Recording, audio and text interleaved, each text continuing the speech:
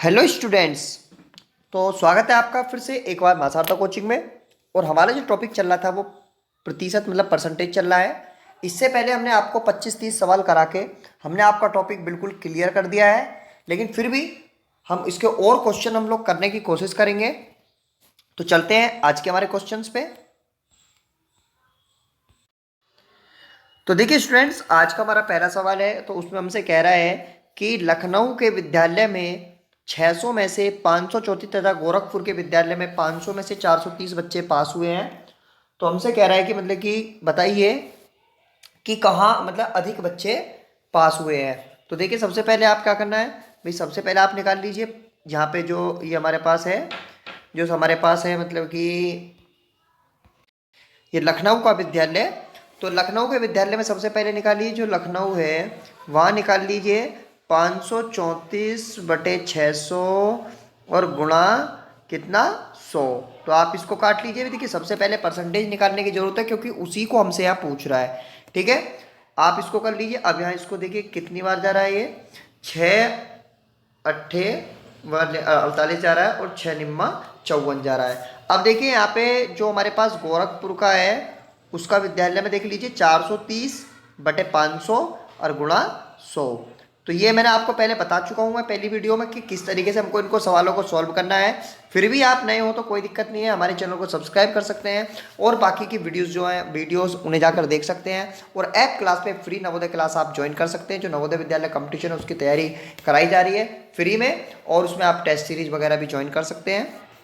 तो देखिए 5 अट्ठे 40 है और 5 छंग 30 हो गया। तो देखिए यहाँ पर ये लखनऊ में 89 हो रहे हैं और गोरखपुर में 86 हो रहे हैं। तो इसका मतलब लखनऊ वाले विद्यालय में जो बच्चे हैं वो अधिक पास हुए हैं। और कितने परसेंट अधिक पास हुए हैं? 3% अधिक पास हुए हैं।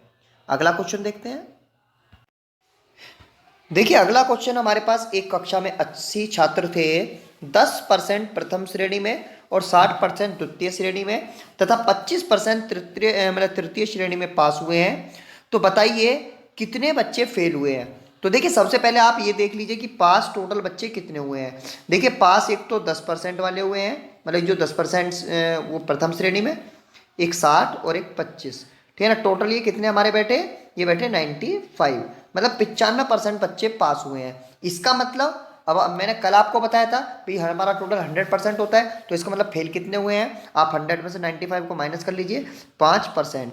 तो अब मानिए कि हमको दे रखा है कि 80 का 5% निकाल दीजिए। ठीक है ना, अब आप इसको सॉल्व कर दीजिए। 5 दूनी 10, 2 चौक 8। ठीक है ना, तो हमारे पास जो 4 बच्चे हैं वो हमारे क्या हुए हैं, फेल हुए हैं। ठीक है भाई, 4 बच्चे फेल हुए हैं हमारे पास। देखिए अगला क्वेश्चन हमारा कह रहा है कि राजीव भैया है को 198 दिन विद्यालय मतलब जाते हैं और यदि विद्यालय उनका 220 दिन खुला तो उपस्थिति उनके कितने प्रतिशत है। तो उपस्थिति बहुत आसान सवाल है, इसको आप निकाल सकते हैं। जिसकी पूछ रहा है, ठीक है ना, सॉरी, जिसकी पूछ रहा है और जितने में से पूछ रहा है और गुणा किसकी कर देते हैं भाई, बताइए 100 की। ठीक है ना, आपने इसकी 0 इससे काट ली, इससे आप इसको काट दिया 9 बार, और ये कितना हुआ 9 × 10 मतलब 220, सॉरी 90। ठीक है 90। तो हमारे पास क्या है कि 90% जो है वो राजीव भैया स्कूल गए हैं। देखिए अगला सवाल हमसे कह रहा है कि एक विद्यालय में गुजरात भूकंप पीड़ितों को 13,700 रुपये एकत्रित किए गए, जिसमें क्या है 10% जो अंशदान है वो कक्षा 5 के विद्यार्थियों ने किया। तो बताइए कि कक्षा 5 के विद्यार्थियों ने कितने रुपए दिए। तो ये भी हमारा पूरा एक एप्लीकेशन बेस्ड सवाल वही है कि आपको उसका जो 13,700 है उसका आपको 10% निकालना है।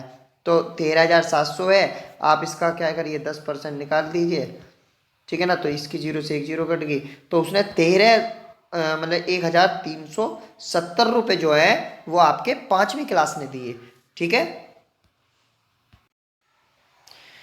तो आइए स्टूडेंट्स देखिए एक और सवाल है कि दिल्ली से कलकत्ता की हवाई यात्रा का भाड़ा 3,560 रुपये है और उस पर 10% टैक्स है।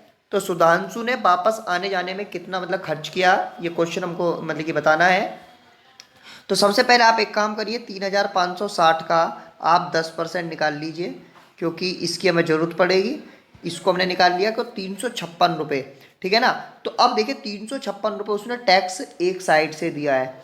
तो किराया कितना कितना था भाई, 3560 एक साइड से दिया उसने, 3560 एक साइड से दिया, 356 रुपये टैक्स एक साइड से दिया, 356 रुपये टैक्स एक साइड से दिया। सभी को जोड़ लीजिए, आपका आंसर आ जाएगा। कितना आ रहा है, 6 6 12 का 2, हासिल 1, 7 6 13, 13 5 18, 18 5 23 का 3, हासिल 2, 5 और 2 7, 5 12, 12 और 3 15, 15 और 3 18 का 8, हासिल 1, 3 3 6 और 1 7, 7 8 3 2। ठीक है, ये हमारा आंसर हो गया। देखिए एक और सवाल है आपका, हालांकि ये प्रतिशत में यहाँ सवाल है, लेकिन यहाँ विक्रय मूल्य आ रहा है। आप कहेंगे कि लाभानी का है, लाभानी में भी है, यहाँ पे भी आप इसको कर सकते हैं, क्योंकि इसमें परसेंट आया हुआ है, प्रतिशत आया हुआ है। तो देखिए एक साड़ी का मूल्य 720 रुपये और इस पर 20% छूट है। तो आप सबसे पहले 720 का आप 20% निकाल लीजिए, ठीक है। इसको आपने इससे काट दिया, इसको इसने काटा, 72 दूनी 144। अब वो कह रहा है कि इसका विक्रय मूल्य क्या है, उसे कै रुपये में बेचा गया है। तो देखिए बेचा गया है, तो वो बेचा गया है जब साड़ी का मूल्य मतलब कि 720 रुपये है, तो उसे बेचा गया है कि 720 में से आप माइनस कर दीजिए 144, ठीक है ना। तो यहाँ आ गया 11 में 4 गया 7 और 6 में से गया 576 रुपये, ठीक है ना। 576 रुपये उसका क्या है, विक्रय मूल्य है। तो स्टूडेंट्स हमारा अगला सवाल है, एक लड़के ने 48 रुपये जमा किए हैं अपने क्रिकेट गेंद खरीदने के लिए, और उसने 6 सही 1/4%, यहाँ पे परसेंट और लगा लीजिए, इसमें यहाँ परसेंट और है, तो उसने इतने रुपए हमारे मतलब कि गेंद खरीदने में खर्च कर दिए। तो गेंद का मूल्य बताइए। तो आप एक काम करिए, 48 रुपये का आपको क्या करना है, 48 रुपये का आपको निकालना है कितने परसेंट, 6 सही 1 ठीक है। तो हमसे कह रहा है 48 गुणा 6 सही, तो ये आ जाएगा 6 सही 1/4%, ठीक है ना। तो ये आ गया 6 चौक 24 और 1 25, तो ये हो गया 48 गुणा 25 बटे बटे और बटे, मतलब कि यहाँ परसेंट हटा के आप क्या लगा लेंगे, 400, ठीक है। तो ये यहाँ से कट गया, देखिए 25 से क्या बार कट रहा है, 25 से आपका कट गया, 25 एकम 25 और 25 छिक्का 150, अब 16 तिया 48। तो आप इसका रुपए कितने रुपए थे, 3 रुपये, ठीक है ना। जो 3 रुपये थे वो उसने गेंद खरीदने के लिए मतलब खर्च किए, ठीक है, ओके। देखिए आज का जो हमारा है वो लास्ट क्वेश्चन है। तो लास्ट क्वेश्चन में हमसे आपको बता रहे हैं कि एक बस में 40 व्यक्ति यात्रा कर रहे हैं, उनमें से 8 व्यक्ति खड़े होकर यात्रा कर रहे हैं, तो बैठे व्यक्तियों का प्रतिशत क्या है। तो देखिए सबसे पहले आप ये बात ये देखिए, क्योंकि 40 व्यक्ति यात्रा कर रहे हैं तो 8 व्यक्ति क्या है, खड़े होकर कर रहे हैं। तो इसका मतलब बैठे कितने हैं, पहले आप ये निकाल लीजिए, 40 में से आप 8 को माइनस कर लीजिए, तो इसका मतलब 32 जो है वो मतलब कि यात्री बैठे हुए हैं। तो अब आप 32 का प्रतिशत निकाल लीजिए, जो हमारा प्रतिशत का नॉर्मल नियम होता है। भाई प्रतिशत का नियम है, जिसका निकालना है जितने में से निकालना है गुणा हमारे पास क्या हो जाएगा 100, ठीक है ना। अब इसको निकाल लीजिए, ठीक है ना। अब इसको निकालने के लिए देखिए अब हम क्या करेंगे, यहाँ से इसको सॉल्व कीजिए, ठीक है। इसको यहाँ से हमने इसको कट कर लिया, 4 अट्ठे कितना हो गया हमारे पास 32 हो गया, और 10 में 8 की आपने गुणा कर दी, तो हमारे पास कितना हो गया 10 अट्ठे 80%। तो इसका मतलब जो हमारा क्वेश्चन कह रहा था कि जो हमारा मतलब कि बैठे व्यक्तियों का प्रतिशत कितना है, तो हमारा कितना है, वो हमारा 80% है। तो देखिए स्टूडेंट्स इसी तरीके के यदि आप हमारे जो कोचिंग है उसके ऐप क्लासेस से भी आप मतलब कि फ्री में कोचिंग करना चाहते हैं, तो आप जुड़ सकते हैं और डिस्क्रिप्शन बॉक्स में जाकर लिंक ले सकते हैं, या फिर हमें व्हाट्सअप कर सकते हैं हमारे व्हाट्सअप नंबर पर जो आपको शुरू में दिखा था, ठीक है। बाकी सवाल करते रहिए, अच्छे से करिए यार। किसी भी कंपटीशन को करने के लिए ज़रूरी नहीं है कि आप मतलब कि उसको एकदम परफेक्टली आना जरूरी है, बस आपको थोड़ा थोड़ा थोड़ा निरंतर प्रयास आपके लिए वो होना जरूरी है।